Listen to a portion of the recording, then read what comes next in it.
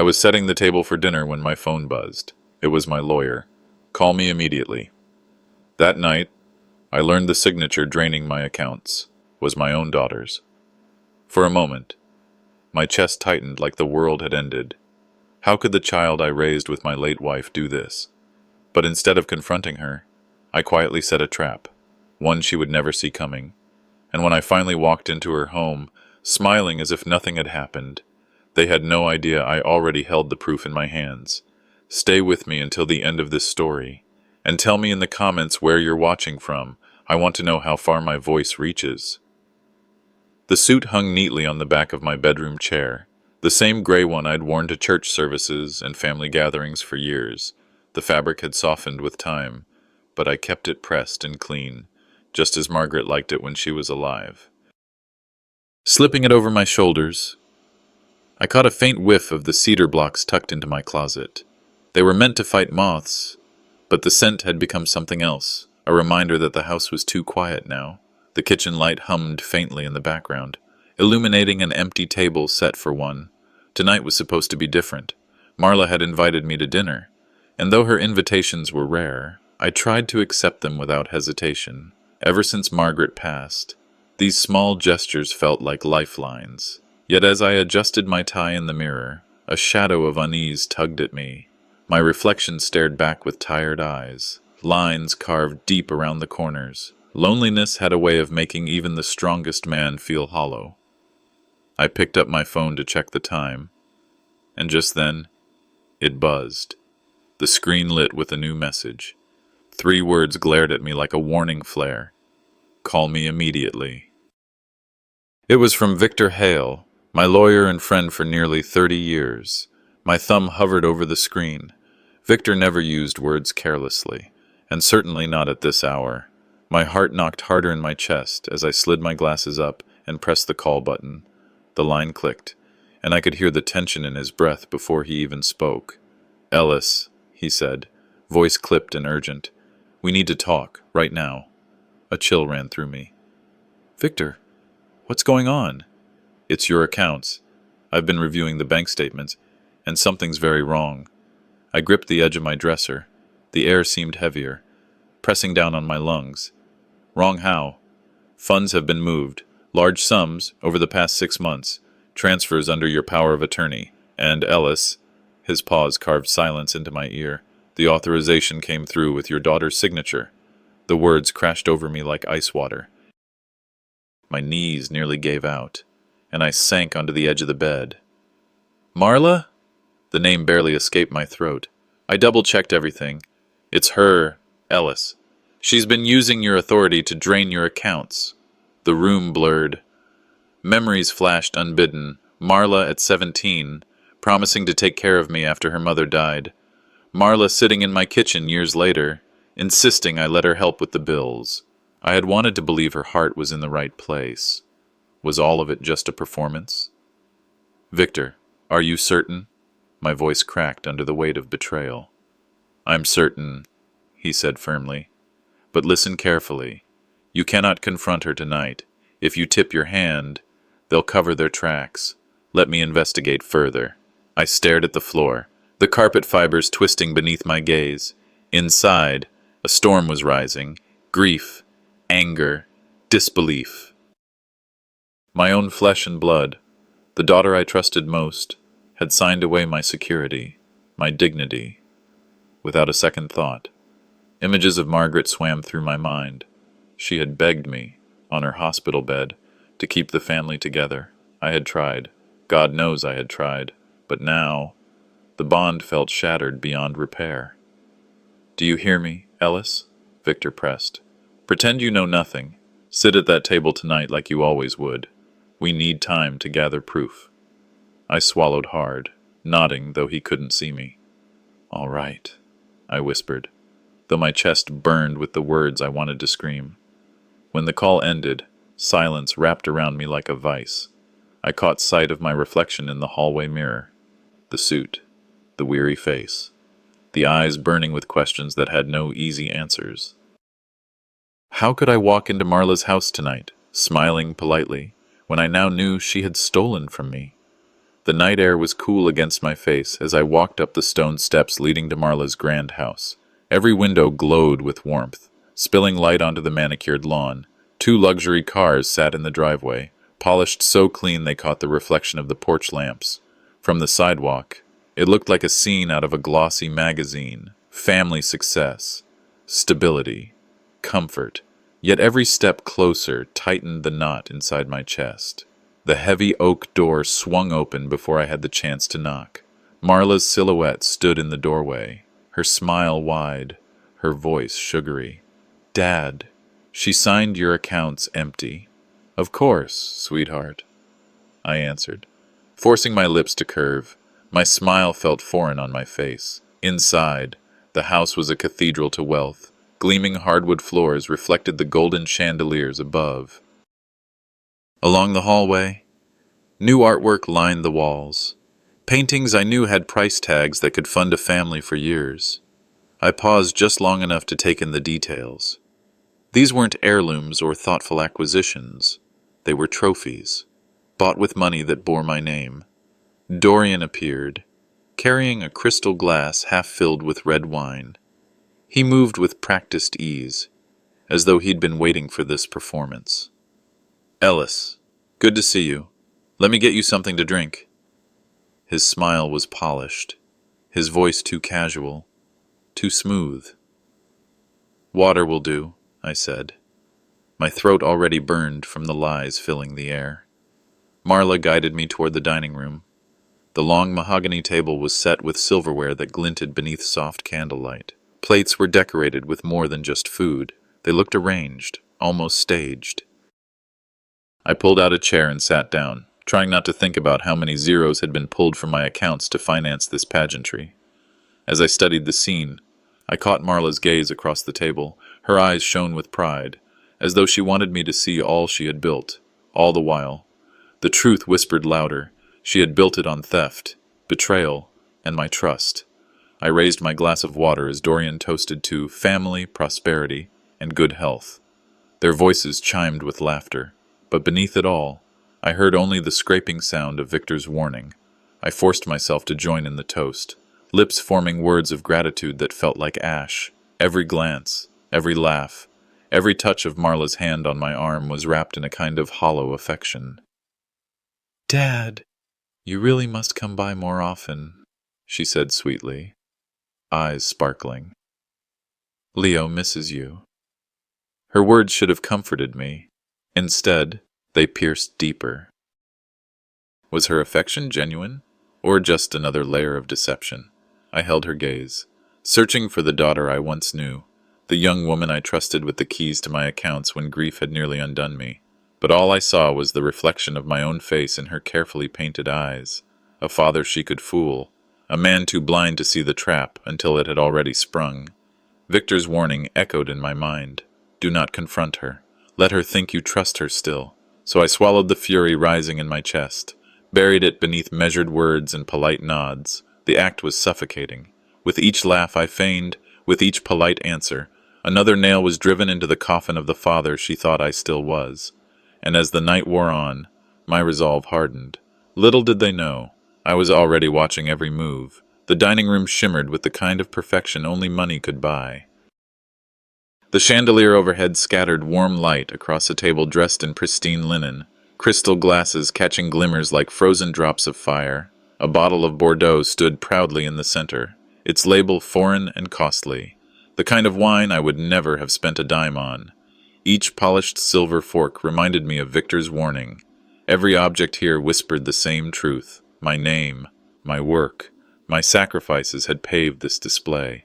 Yet I sat among it all, forced to wear the expression of a grateful father.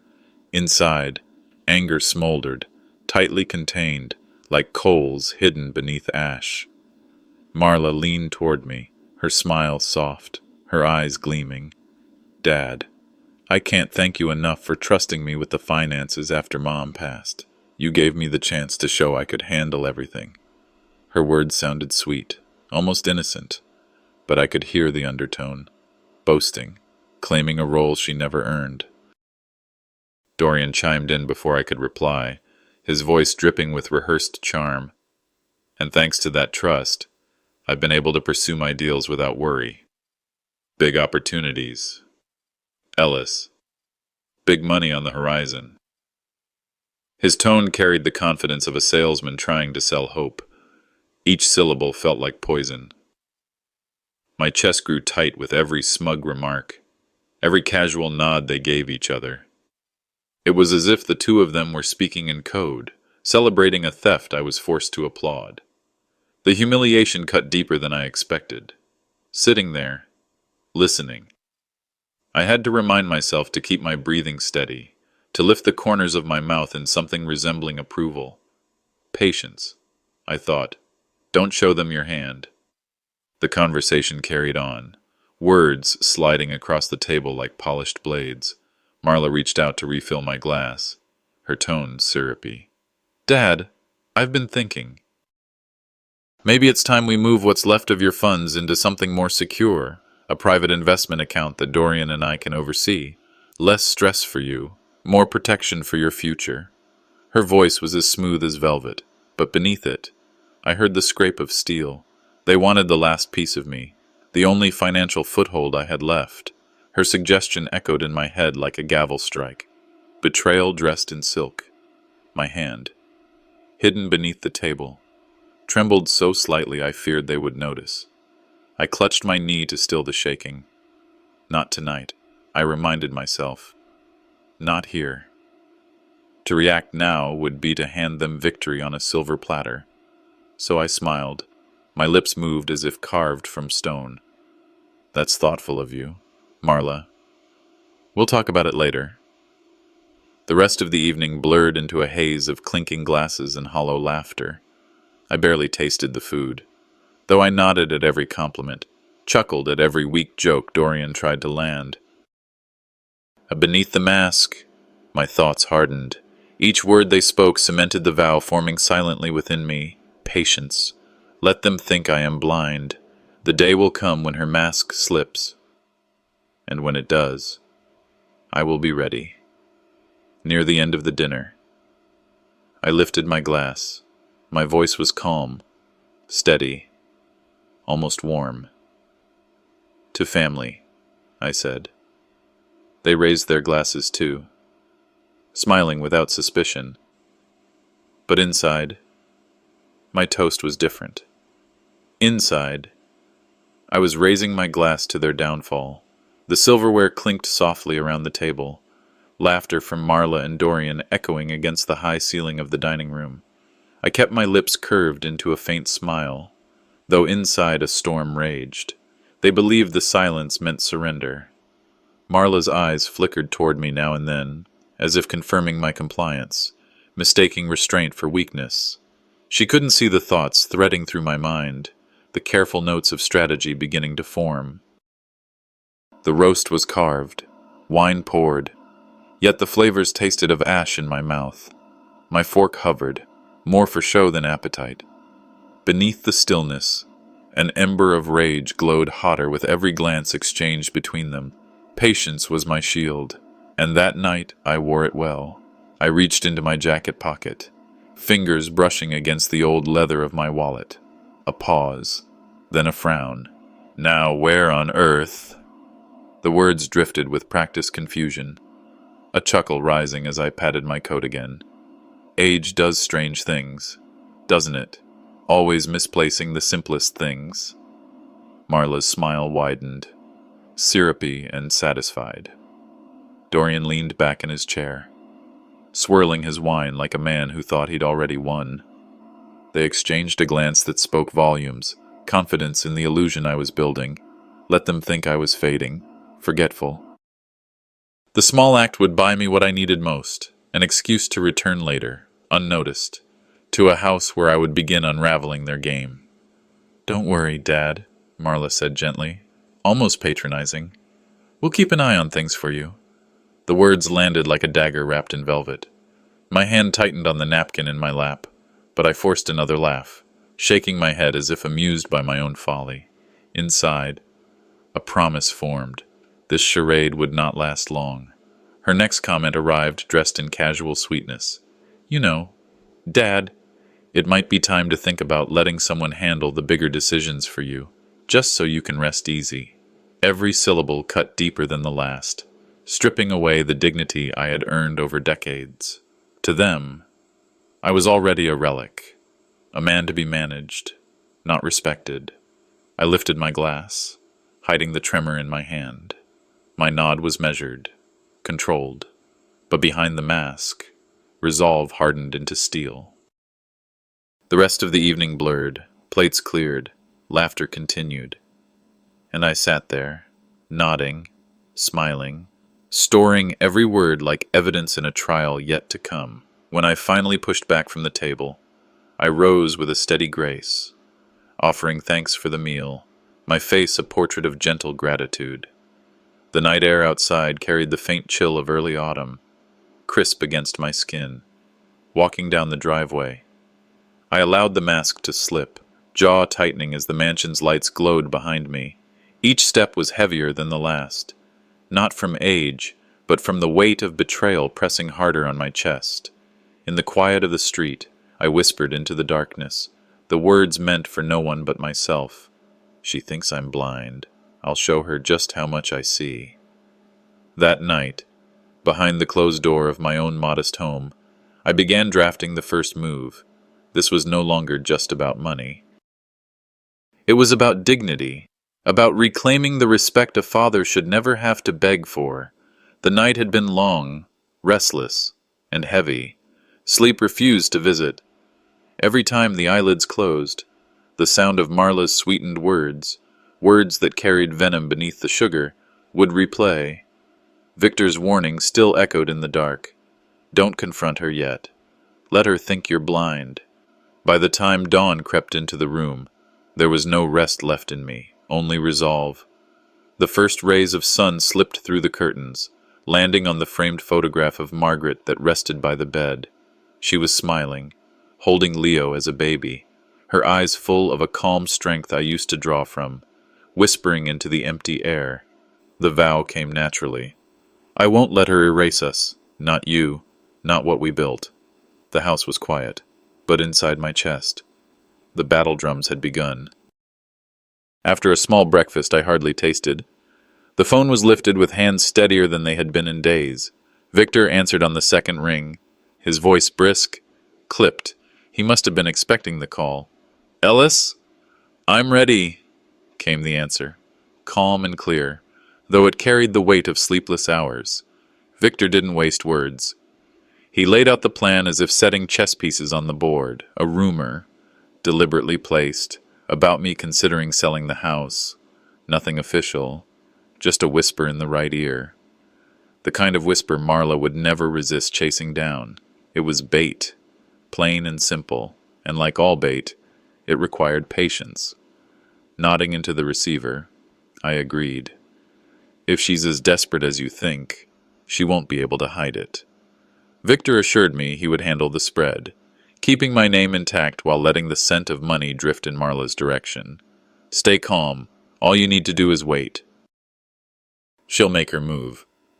The call ended, leaving the house impossibly still. The hours stretched, each tick of the old grandfather clock pressing down like a hammer. There was a tightness in the stomach that no tea could soothe. Every creak of the floorboards, every passing car outside the window felt like it might carry news of her reaction. By late afternoon, the first tremor arrived. Clara Vance, sharp-eyed and dependable, called with a tone that was both amused and confirming. "Ellis, word's already circling. Marla's been making calls, frantic ones, about whether you're really selling. She's not hiding her panic well." A bitter laugh escaped, short and sharp, just as Victor had predicted. The walls of this old house seemed to lean closer, as though they too were listening in on the unraveling threads of Marla's composure. Minutes turned into an hour, and then the phone rang again. The name on the screen made the heart stutter. Marla. The voice that came through was honeyed, but beneath the sweetness lay tremors of unease.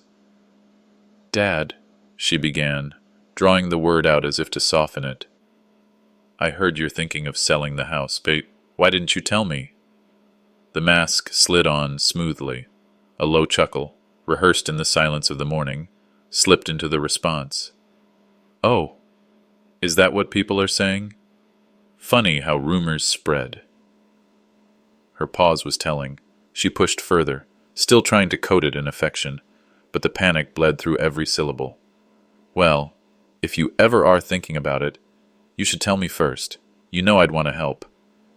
The conversation drifted after that, her words weaving circles, probing for confirmation that never came. At last, the line went dead, leaving the house wrapped in silence once more. But this time the silence wasn't empty. It was full of victory, the first taste of control regained. Leaning back in the chair, a smile crept where exhaustion had once lived. Her panic told me everything. The trap was working. The knock on the door came just after sunset, sharp and rehearsed. When the door opened, Marla and Dorian stood there, framed by the porch light, their smiles stretched too wide. A bottle of Cabernet clutched between them like a peace offering. Their polished clothes and carefully chosen words carried the weight of calculation, not care. "Dad," Marla chirped, brushing past me with a kiss on the cheek. "We thought we'd drop by. Just a little family evening." Dorian followed, his handshake firm but clammy. "Heard you might be making some big decisions. Figured we should talk." The warmth in their voices was counterfeit, thinner than the wine they brought. Inside, I gestured toward the dining table already set for one. "Well, I guess I'll have to share," I said lightly. My hand stayed steady, though my gut told me their smiles were nothing but masks. The evening began politely enough, small talk flowing like lukewarm soup, but beneath it, urgency rippled. Their eyes darted around my modest house, lingering on the framed photographs, the shelves of books my wife once dusted. It was as if they were measuring what would soon be theirs. Dinner was only halfway through when Marla leaned in, her fork paused in midair.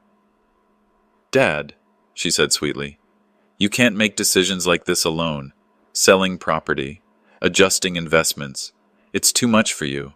You need someone to guide you." Her words slid across the table like a knife wrapped in silk.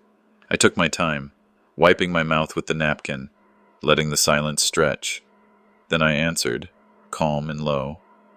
"I've been making decisions long before you were born, Marla, and last I checked, I still have my wits."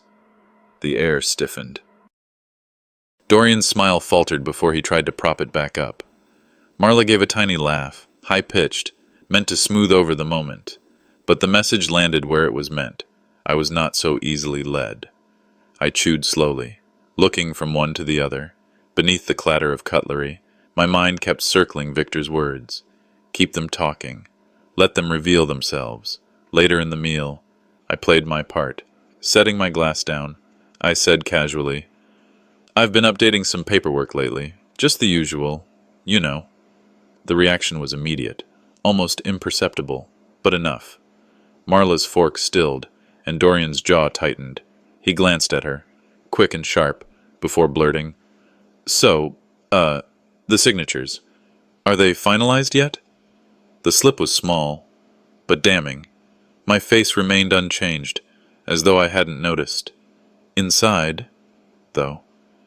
I marked the words down like evidence carved into stone. They knew something they shouldn't. They were closer to my accounts than they had any right to be. I let the moment pass, chuckled softly, and poured more wine into their glasses. They drank eagerly, believing they'd regained their ground. When the plates were cleared, I stepped outside under the cool Denver air. The night pressed quiet, broken only by the shuffle of Arthur Briscoe strolling by. Arthur, ever the neighborhood observer, tipped his hat and leaned on the fence. "Evenin', Ellis," he said, lowering his voice. "Heard your daughter was telling folks at the club she'll be running your estate soon. Sounded pretty proud of herself." The chill in the air deepened. My pulse beat heavy in my throat, though my face showed nothing but neighborly calm. "People talk," I murmured, though the words tasted bitter. Arthur nodded, gave a half smile, and wandered off into the night. Standing there, I let the truth settle like ice in my chest. They were moving faster than I expected, already celebrating victories they hadn't yet secured. If I didn't act soon, Everything my wife and I had built, every sacrifice we made, would be theirs to squander. The night closed in, and with it, resolve hardened. The game had shifted, and I could no longer afford patience alone. The week dragged on with a strange heaviness. Notifications from the bank kept arriving, each one like a fresh wound. Transfers, withdrawals, payments to companies I had never heard of. The numbers themselves were cold and precise, but what they implied burned hotter than any fire.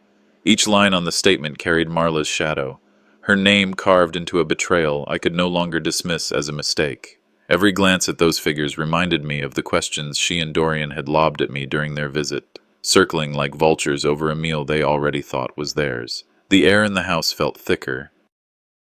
I found myself pacing the rooms, gripping the banister as if steadying against waves of disbelief.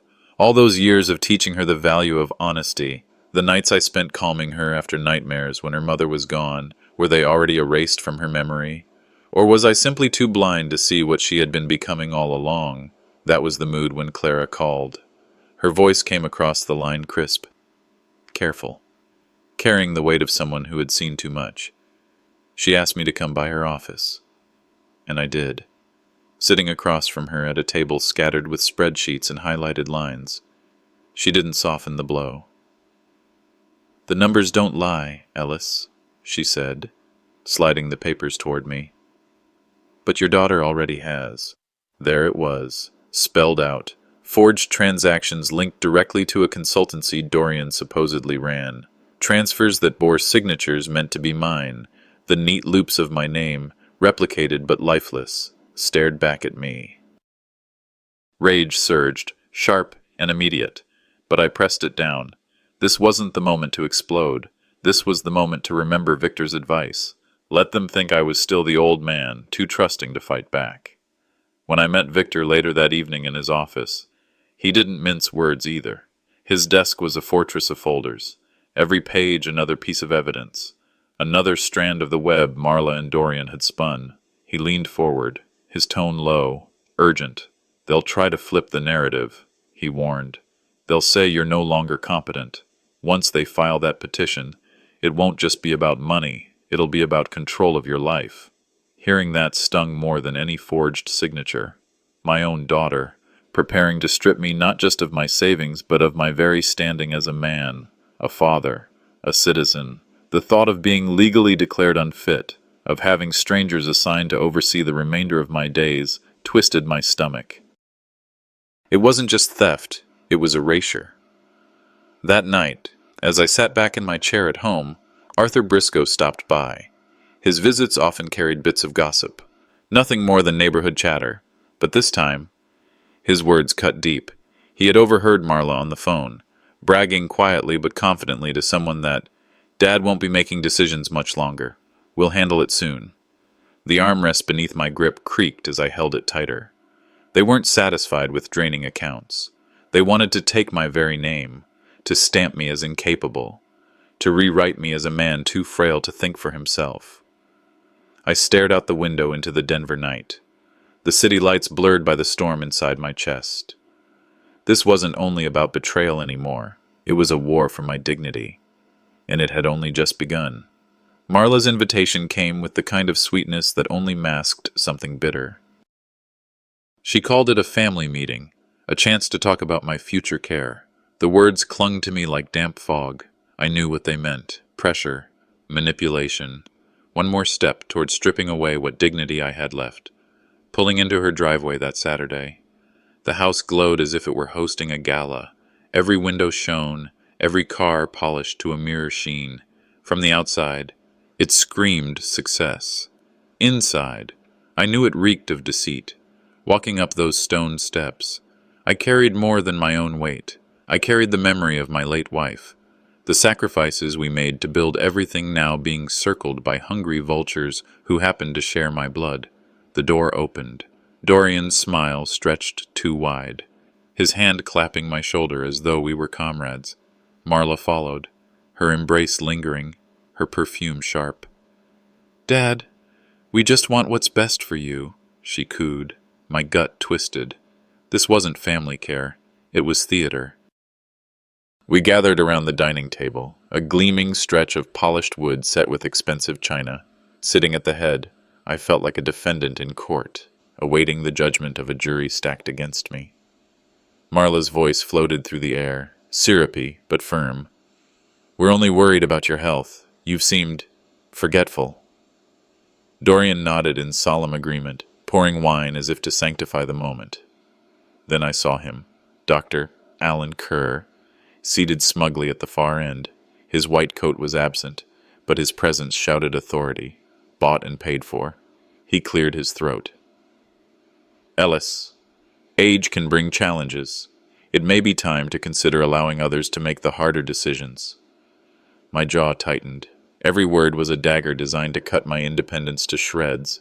I stared at Marla, her eyes glinting with false concern. Around me, their words blurred into one chorus: frailty, decline, incapacity. The fury inside me rose, hot and undeniable, but I let them sing their rehearsed tune until the silence begged for my answer. When I finally spoke, my voice cut sharper than any scalpel. "Interesting timing," I said, pulling a folder from my coat pocket. Papers slid across the table, landing like a stone in still water. "Because while you were busy planning my funeral, Clara Vance was uncovering this." The room shifted. Clara's meticulous reports lay bare on the table. Bank transfers, signatures that weren't mine, Dorian's consultancy tied directly to the siphoned funds. Gasps cracked the air. Dorian's face flushed crimson, his words tumbling over themselves. This is a misunderstanding." His voice cracked under the weight of his own guilt. Marla's mask shattered. Gone was the sweet daughter. In her place stood a woman cornered, venom on her tongue. "You don't know what you're talking about, Dad. You've been confused for months."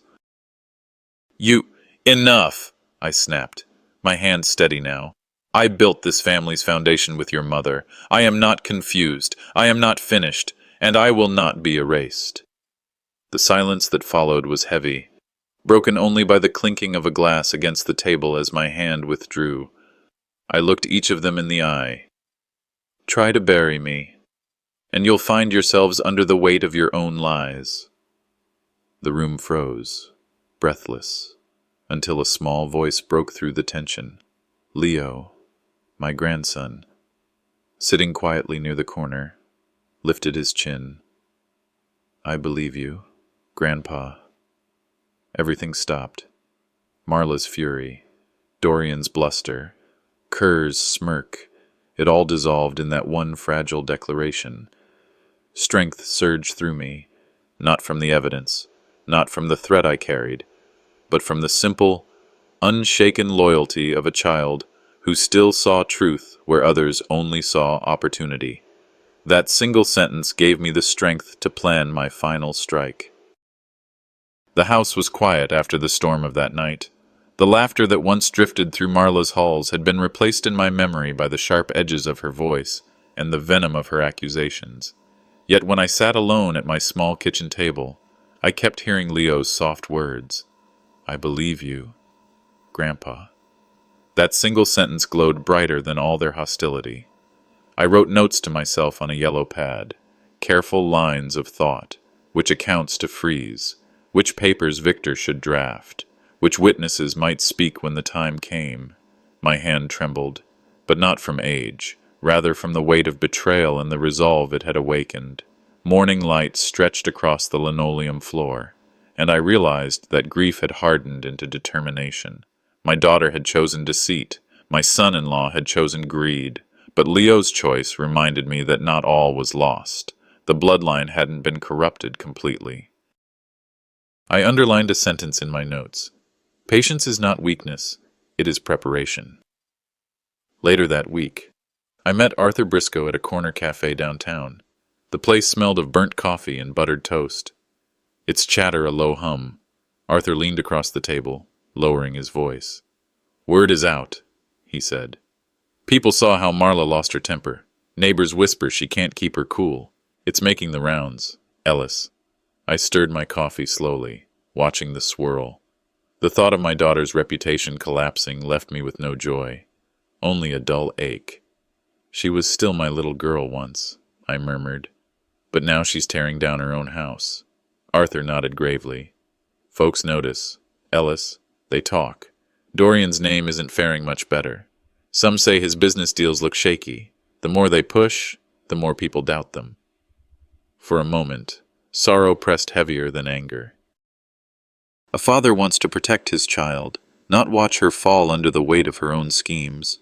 But then I remembered the forged documents, the whispered plans to strip me of my rights. Compassion had its limits.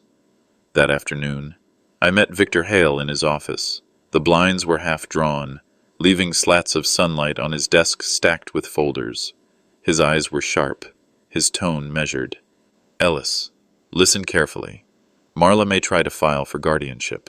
If she convinces a court you're unfit, she'll gain control of everything. Your accounts, your property, your very signature. The words struck like cold water. To be declared incompetent was worse than losing money. It was losing myself, my dignity, my standing as a man who had built a life with his own hands. I won't let them do that, I said firmly. My voice carried the echo of my younger years, back when I argued cases before local boards and fought to provide for my family. Victor leaned forward. We'll prepare affidavits, medical evaluations, testimony from those who know you're sharp as ever. But you must stay steady, Ellis. They'll look for any slip, any sign of weakness. I met his gaze. Then I'll give them nothing. Let them try. They'll see a man who still holds his ground. Yet when I walked out into the cooling evening air, grief tugged at my chest.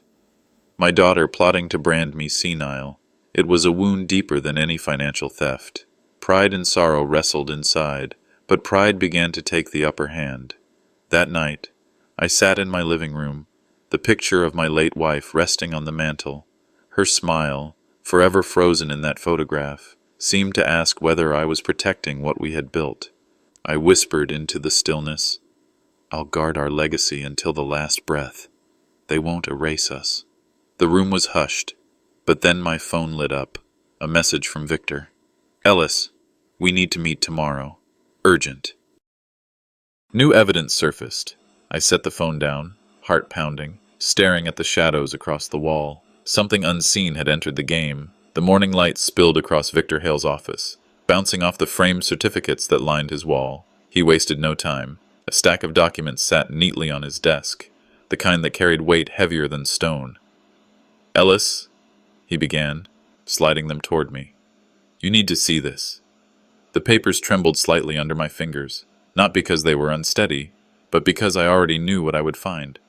Black ink, cold and merciless, told the story of withdrawals and transfers, money carved out from accounts I had built over decades. My name appeared on the forms. The signature so close to mine it could have fooled anyone but me. Victor's voice cut through the fog. These transactions weren't just mistakes. They're deliberate forgeries. Marla and Dorian tried moving assets into accounts they control.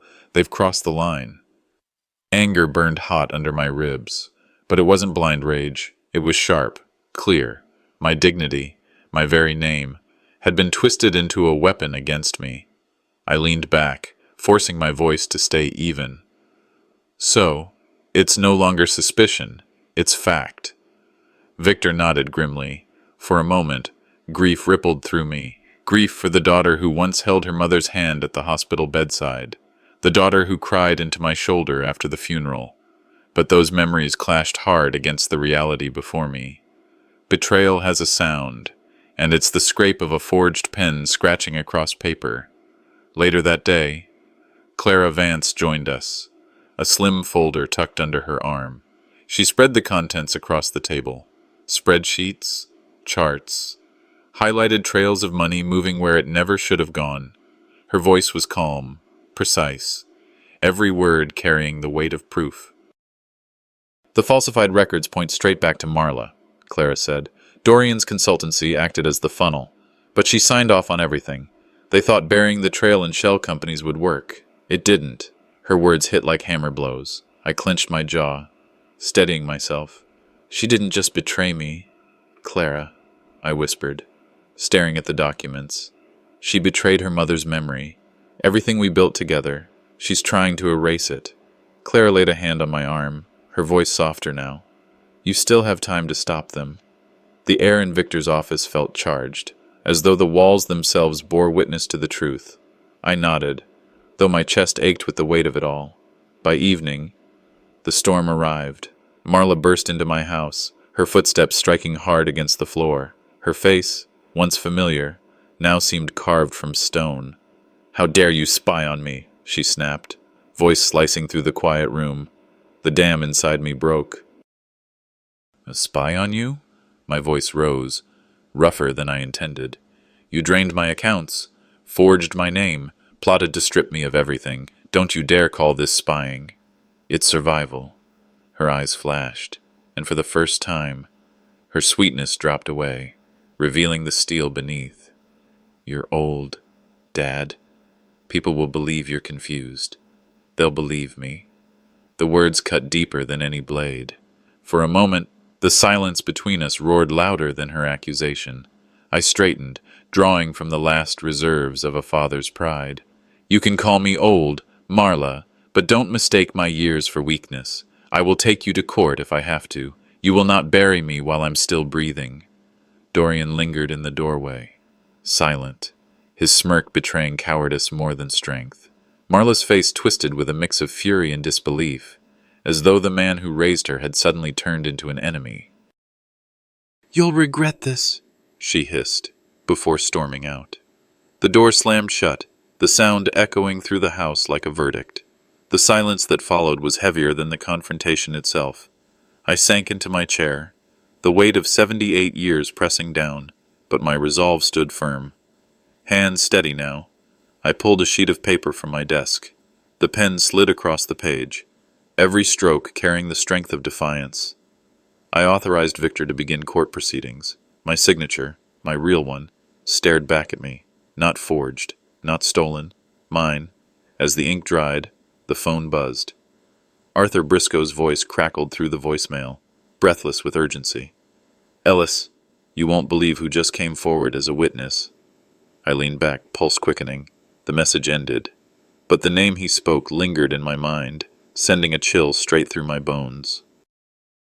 The courthouse smelled of polished wood and old paper, a place where justice was supposed to live, though I wasn't sure it always did. Victor walked beside me, his briefcase in one hand, his other hand resting firmly on my shoulder. The gesture grounded me. At 78, every step into that building felt like a climb uphill, but my resolve was steady. Across the hall, Marla stood with Dorian, their smug smiles painted across faces I once trusted. Dr. Alan Kerr shuffled papers at their side, pretending professionalism while holding the affidavit that branded me unfit to manage my own affairs. The sight pierced me like a blade. Humiliation boiled in my chest, but I held my head high. I would not let them see me bow. Whispers followed me as I approached the clerk's desk. I could feel eyes on me, neighbors, colleagues, strangers, each wondering if the old man had truly lost his mind. Victor filed the counter petitions with precision, his voice steady, while mine stayed silent, fists clenched behind my back. Defiance was rising, and with it, a deep sadness that the child I had raised was standing against me in this place. Later that day, as I sat on the courthouse steps, Arthur Briscoe approached with his usual shuffle. He leaned in close, his voice low, carrying the kind of weight that changes everything. "Ellis," he whispered. "Miguel Ortez saw it. He heard Marla and that doctor rehearsing what to say. She paid him off. Miguel's ready to tell the truth." For a moment, the sounds of traffic and the chatter of lawyers faded into silence. Relief mixed with sorrow in my veins. It was going to take the courage of my gardener, a man who had trimmed my hedges for years without fanfare, to defend me against my own daughter. "The numbers don't lie," Clara had said once. Now the people wouldn't either. Still, the thought burned. It shouldn't have come to this, a stranger's honesty shining brighter than my own child's integrity. I placed my hand on Arthur's, steadying both of us. "Make sure Miguel speaks to Victor. His truth might be the only thing strong enough to cut through her lies." Arthur nodded, his eyes full of pity, and for a fleeting moment I felt less alone, The confrontation I had been avoiding came faster than I imagined. Outside the courtroom, Marla stormed toward me, heels clicking like gunfire on the marble floor. Her face was red, her words sharp. "You dare drag my life through the mud?" she hissed. "After everything I've done for you, you're the one betraying me, not the other way around." I stared at her. The daughter who once clung to my hand after her mother's funeral, now lashing at me with venom. Dorian hovered at her side, whispering poison in her ear, fanning the flames. "Marla," I said softly but firmly, "your lies are crumbling. The more you fight, the more truth spills out, and the truth will bury you." Her scream echoed in the hallway, drawing glances from passers-by. "You're a selfish old man." Her words stabbed deeper than any court document ever could. My chest tightened, not from age, but from heartbreak. Yet I didn't flinch. Calm was my only weapon left. "You were my legacy," I replied, "but you chose greed instead of family." Her face contorted, a storm of fury and denial, before she spun away, dragging Dorian with her. That night, back home, exhaustion settled into my bones like cold rain. The walls felt heavier, the silence sharper. I sat at my desk, staring at the framed photograph of my late wife. Her smile in that picture was soft, almost forgiving. I whispered to her. I tried to raise her right. But somewhere along the way, I lost her. Just as despair threatened to take hold, my phone buzzed. A message lit the screen. It was from Leo, my grandson. "I'll testify for you, Grandpa. You're not alone in this." Tears pricked at my eyes, though I fought them back. That boy's faith was the spark I needed. Even if his mother had turned against me, her child still carried a piece of her better self, the piece I thought was gone forever.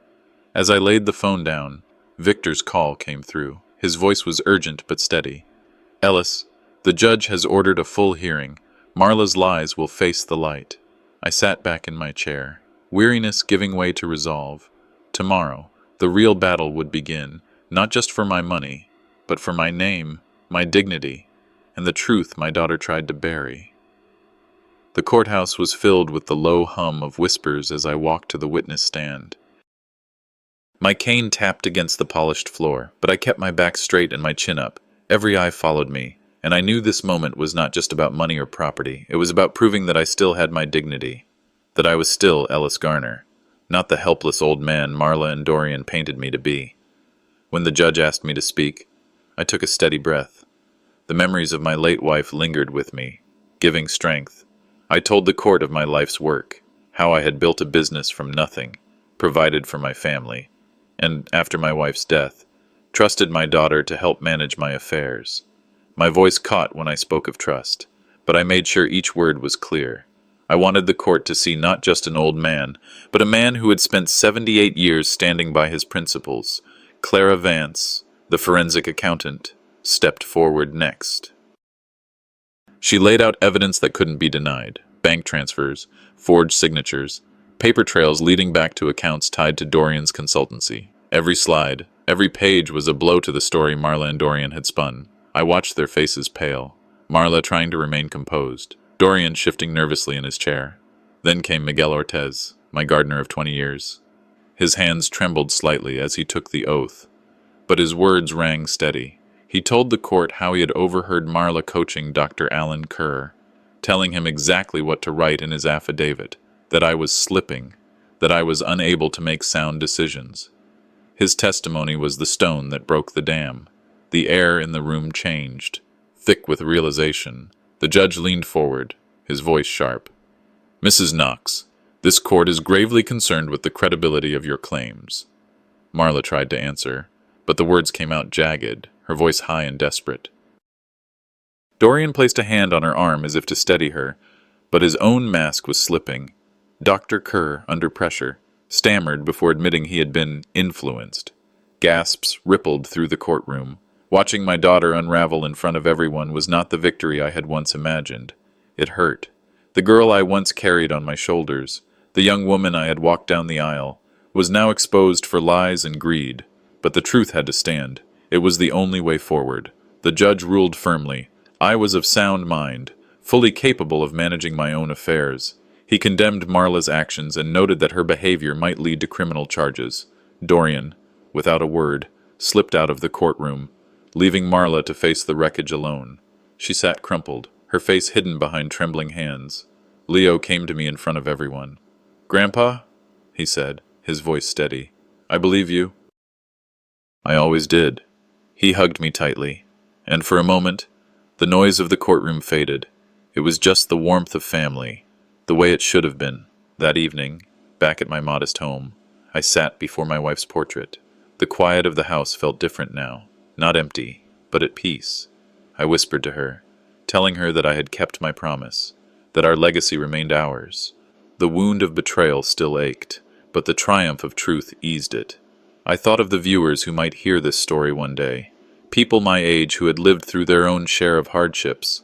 The lesson was clear: greed destroys families, but integrity preserves dignity. Even when betrayed by blood, one can still stand, still fight, and still win. Leo joined me in the garden just as the sun dipped low. The roses swayed gently in the evening breeze. He walked beside me in silence, then said softly, "You don't have to face this alone anymore." I nodded, letting the quiet settle. They had tried to silence me with lies, but I had shown them, the court, and even myself, that the truth speaks louder than betrayal.